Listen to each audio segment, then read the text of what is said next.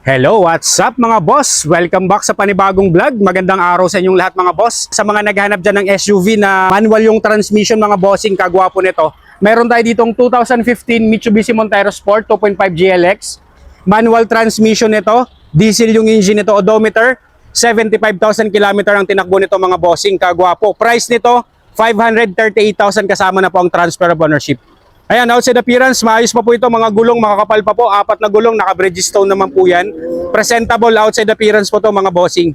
Ayan, nakita nyo naman po yung body niyan. Makinis pa to sa 2015 model, goods na goods pa to mga boss. Ayan, check nyo naman yung interior niyan mga bossing. Ayan, chinecheck po natin, ini-scan. Ayan, kompleto tayo ng pang-check dyan mga boss, kagwapo ng mga upuan nito. 2015 model, naka-touchscreen head unit. Ayos pa po yung steering wheel nito mga bossing, saka yung interior nito, panalo pa to.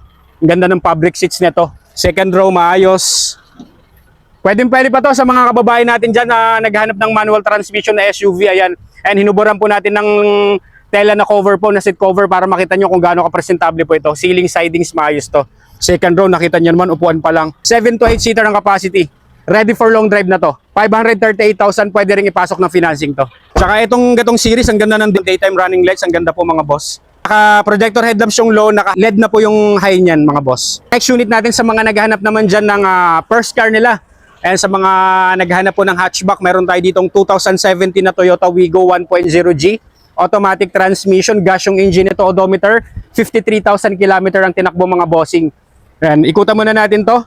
For only 338,000 kasama na po ang transfer of ownership. Pwede nyo rin pong ipasok to ng financing.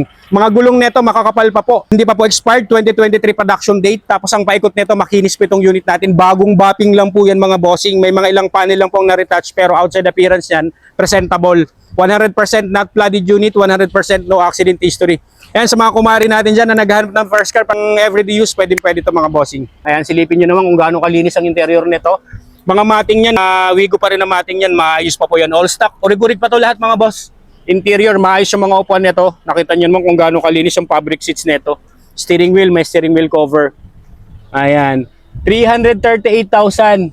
Walang problema, malamig ang aircon. Maayos yung mga upuan, walang kalampag ng mga pangilalim. Nakita nyo naman po yung mga unit natin. Ini-scan po natin, wala pong fault code dyan mga bossing. Alright, comment down below sa video sa mga naghahanap nito mga bossing ha. Toyota Wigo natin. Quality na Toyota Wigo 2017 model.